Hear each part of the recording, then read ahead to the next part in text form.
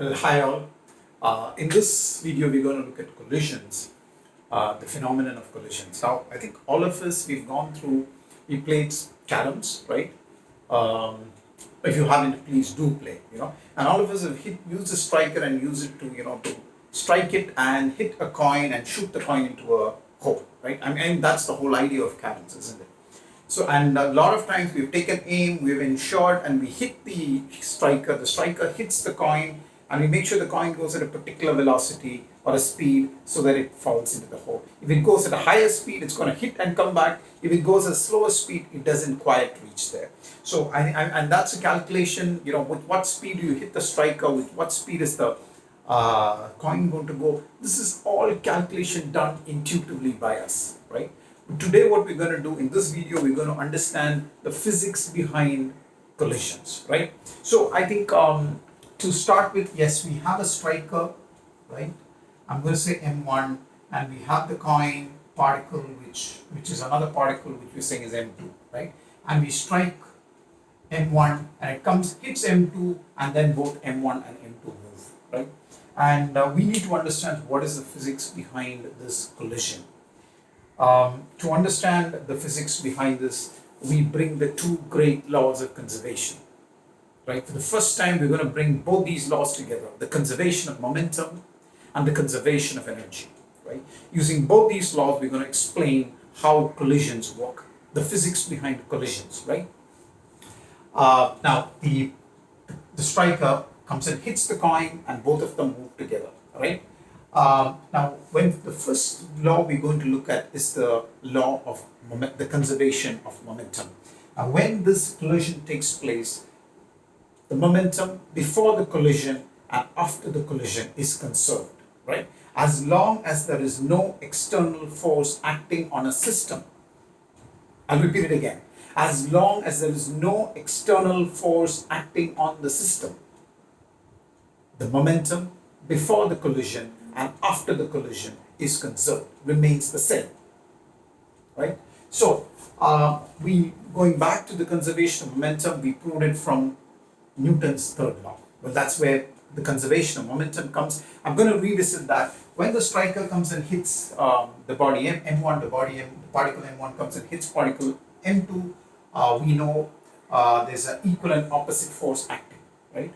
So, the force on 2 by 1 is, let's say, I put it at F21, then you have an equal and opposite force acting on 1 due to 2, so which I say is the force of 1 on 1 due to 2. Now we know that both these are equal and opposite. So you can write F12 is equal to minus of F21. Now while it hits, there is a very small time delta t during which the collision takes place. Okay, so I'm going to multiply delta t on both sides. So I multiply delta t here and delta t here. So the equation stands. Force into delta t we know is the impulse, right? So the impulse on the first body is equal to the impulse, equal to minus of the impulse on the second body. What is impulse? Impulse is change in momentum, right? So I'm going to say impulse, this is the change in momentum on body 1 is equal to minus of the change in momentum on body 2. Therefore, the change in momentum on body 1 plus the change in momentum in body 2 is equal to 0. And thus, I have proved the conservation of momentum, right? The change together is 0, therefore there is the net change of momentum is 0, right? There could be a change on each one, the momentum of each one changes, but the net change of momentum on the system is 0. That is the law of conservation of momentum, right? And it comes from none other than Newton's third law. But the point here, right? So this is the first part, that we've done. But now we come to the second part, the conservation, the law of conservation of energy. So when the striker collides the coin, does the law of conservation of energy hold? The answer is yes, it has to hold. Law of conservation of energy is a universal law and it holds in all cases. So the energy is definitely conserved. Here's my second question, and this is the more difficult question. When I strike my striker and it moves with the velocity u, an initial velocity u, and comes and hits the coin, and both the bodies start moving, is the kinetic energy conserved? I'm no longer talking about the whole energy. I'm talking about just the kinetic energy. Is the kinetic energy conserved? Or does the kinetic energy decrease? Or does the kinetic energy increase? And I want you to think about it, right? A body, m1, let's say with the velocity u, comes and hits m2. It then changes its velocity to v1 and m2 gets a velocity v2 and they both start moving. In this case, is the kinetic energy conserved? Has the kinetic energy decreased? Or has the kinetic energy increased? I want you to take a moment and think about this. Well, the answer to this is there are three different cases, right? The first case is what we call as a perfectly inelastic collision, right? In the case of a perfectly inelastic collision, I'm going to generalize it. I'm saying the first case is what we call as inelastic collision. In the case of an inelastic collision, the kinetic energy decreases, right? After the collision, the kinetic energy decreases. The second case is that would be take as perfectly elastic collision. In the case of an elastic collision, the kinetic energy remains same. And the third case is what we call as superelastic collision. In the case of a superelastic collision, the kinetic energy increases. So I hope you've understood that there are three cases when a coin strikes when a body strikes another body.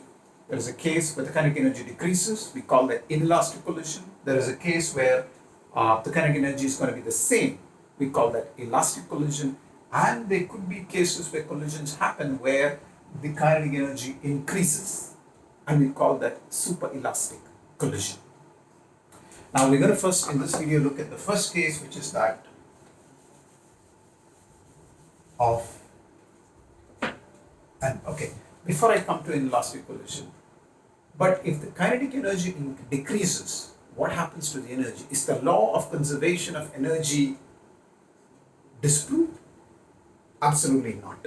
Okay, so what happens is when the kinetic energy decreases, a part of the energy is changed into heat energy. We saw that in the second case, the kinetic energy remains the same. In the third case, an increase of kinetic energy. Does this mean that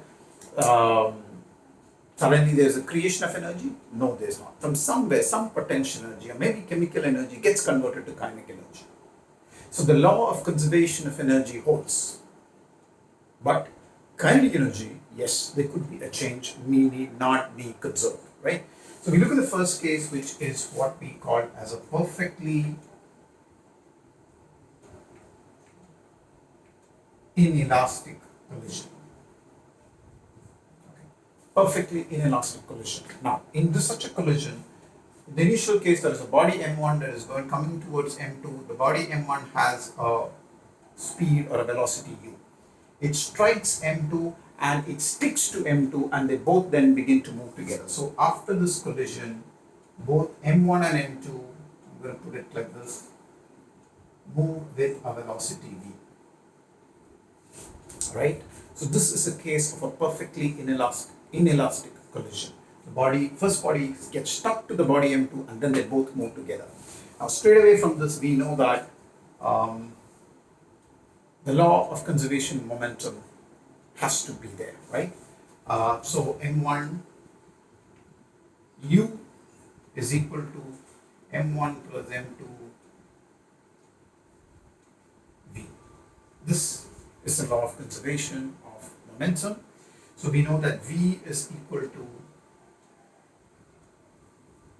the final velocity of both the bodies together is equal to m1 by m1 plus m2 into u. I bring this down, okay? So this becomes the final velocity of the body. And you can straight away take it from the law of conservation of momentum. But the question, the question here now is, what about the kinetic energy? we find that the kinetic energy decreases. Okay. Now, by how much does the kinetic energy decrease? So I'm going to just rub this up for a time being. Right. We know this is the first result. How much does the kinetic energy decrease? So we know that in elastic collision, the kinetic energy decreases. And so it's delta K, the decrease in kinetic energy is equal to the initial energy is 1 by 2 m1 u squared minus the final energy is m1 plus m2 into v squared. Okay, both the bodies going together. So this is the decrease in kinetic energy, right? Now, this v, we can substitute this over here and put it here, and there's a derivation that takes place that's in your book, so I'm not going to do the derivation, but I'm just going to give you straight away the result of this derivation. We find that when we substitute v, v into this equation, we are going to get the final result as m1 half m1 m2 by m1 plus m2 u squared. Okay, this is very important. This is the decrease in kinetic energy that takes place. Okay, so this is that for a perfectly inelastic collision. This is what we saw, and there are two more cases that we're going to see in further videos, which we will be looking at the elastic collision, and finally we will touch upon the super elastic